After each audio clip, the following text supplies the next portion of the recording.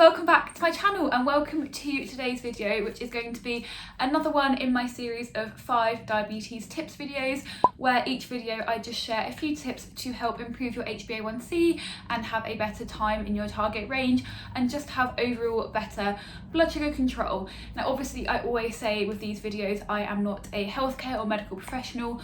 All of these tips and pieces of advice are coming from my own personal experience, but I have had diabetes now for over 15 years, so I've had a lot of trial and error and feel like I just want to impart any wisdom that I might have. So yeah, let's just get into this video. The first tip that I want to share is all about managing your blood sugars when you are ill. Now this one is quite relevant to me because last week I was super ill with some kind of stomach bug or stomach flu, and it was absolutely horrible. Now most people with diabetes will fall into one of two camps. Either when you're ill you will be going low quite a lot, or your blood sugars tend to run a lot higher when you're ill. And after the first kind of 1 or 2 times that you get a bit sick, you'll notice patterns and you'll be able to tell which one you are. Now I personally am the kind of person that goes high when I'm ill, and it's very tricky to get my blood sugar down.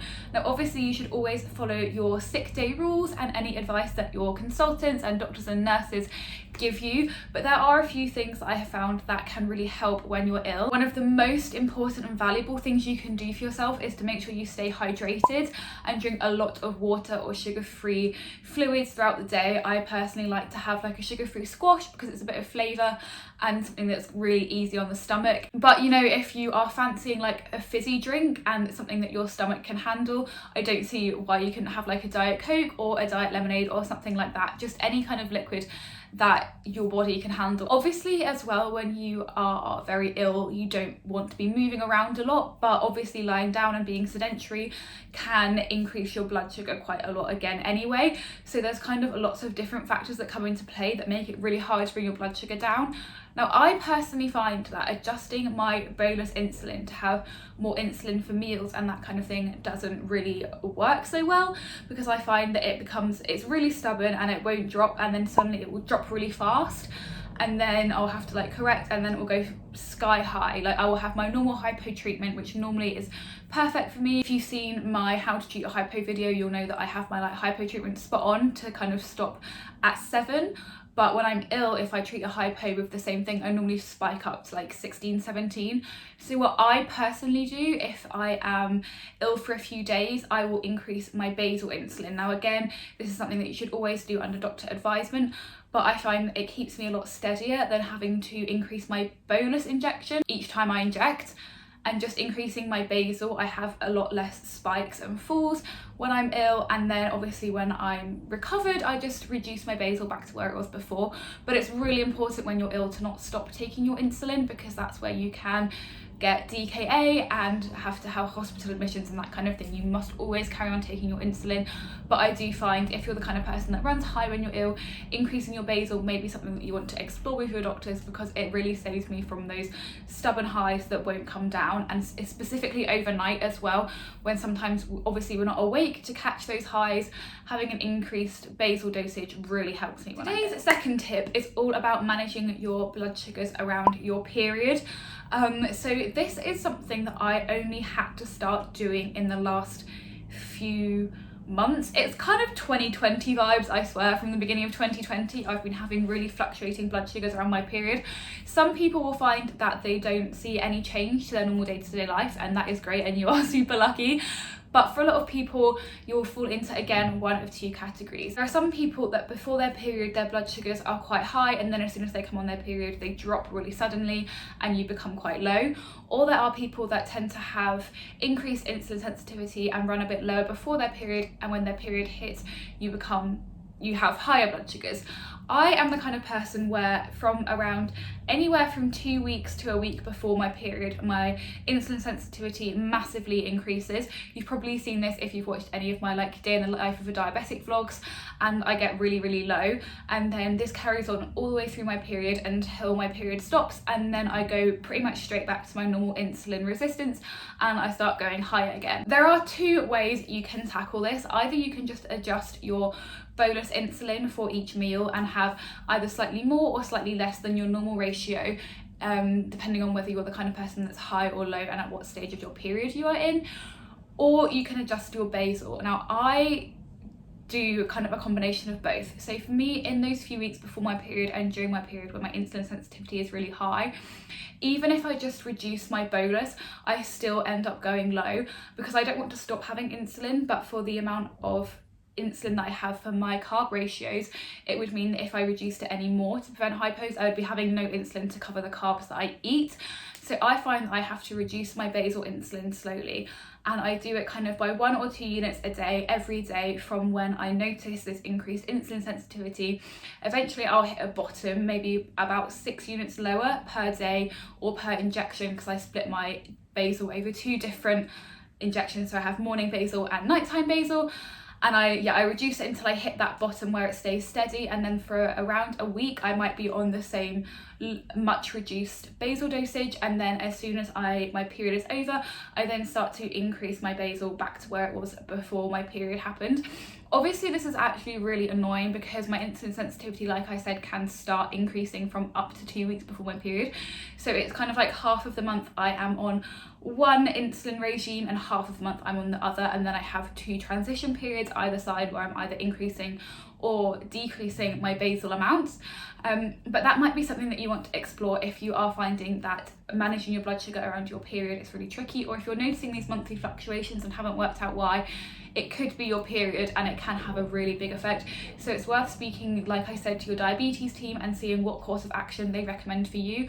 A lot of people won't recommend necessarily changing your basal, because obviously it's meant to be a fairly steady, constant, like, insulin ratio that you use. But I find, for me personally, just adjusting my bolus insulin isn't enough, and I still have a lot of hypos. I can have like 4 or 5 hypos every single day for a whole week before my period if I don't adjust my basal. So that's just something I have to do, and something you may want to consider. The third tip or issue that I want to discuss is something that I'm sure a lot of you are aware of or are experiencing, and that is dawn phenomenon. So dawn phenomenon is basically the fact that your hormones that wake you up in the morning can cause your blood sugar to rise. So you may have a perfectly steady blood sugar overnight, and then anywhere between kind of 4 to 7 a.m, depending on when you wake up, like a few hours before you're actually awake, your blood sugar will start to rise, even though obviously you haven't eaten anything because you're not asleep. Now this can be really tricky to deal with, and it also leads to higher insulin resistance in the morning. So it can be tricky to have stable blood sugars kind of around breakfast time, and most people find that they have to have more insulin for breakfast. Now there are a few things you can do to help this along. So I personally find that moving first thing in the morning is an absolute godsend. So I normally train and go to the gym anywhere between 5 to 6 times a week, and I always do that in the morning because it just sets me up well for the day, and it really helps with that increased insulin resistance in the morning. But on days where I'm not training, I will try to do some form of movement just to help my blood sugars kind of get back to their normal range if they are high, and also just generally increase my insulin sensitivity during that period of the day. So I'll either go for a walk or do some stretching, but anything to just move your body if you can. And I know obviously it's very much depends on your lifestyle and your job and your family situation as to whether you have time to do this, but it can really help. If you are someone who really spikes after having breakfast, it may be good to have your breakfast first and then do this activity. So for example, on days where I don't train, I'll have my breakfast and then I'll go for a half an hour walk if it fits into my schedule. Or if you're someone that like wakes up with already high blood sugars, then you may want to do this activity before eating your breakfast and then have your insulin for your breakfast. And like I said, you may find that you need more insulin to cover your breakfast than you would for the same amount of carbs later on in the day. Now the other thing I want to discuss is something that is it's not just a quick fix, but if you are having really bad dawn phenomenon where you are spiking a lot just before you wake up, obviously you can't be waking up to do an injection and then going back to bed and waking up again. So one thing that can really help is the insulin pump if you're not already on one. Someone just came to fix our doorbell and took literally 2 hours. So returning back to my thought, I was saying for dawn effect, one good option is a insulin pump, and I was about to say that I currently don't actually have an insulin pump. I'm going through the process of trying to get one, but they are very hard to access on the NHS. But they do essentially have the function where instead of injecting once or twice a day your basal insulin, they drip feed you bolus insulin in like very small amounts throughout the day, and for every portion of the day you can change how much you want and adjust ratios, and depending on the insulin pump you can set each hour the amount that you want, or even every half an hour depending on the brand that you have and the model that you have. So if you are the kind of person that struggles with dawn phenomenon, an insulin pump is a really good option because you can have one ratio for, let's say, 10 p.m. until 4 a.m. and then, for example, if your blood sugars normally start to rise around 4 a.m, you can then increase your ratio and it will just give you more insulin by itself overnight without you having to do anything, and that way you will counteract the dawn phenomenon without having to wake up to inject, or you won't wake up with high blood sugars because insulin pump will take care of all of it.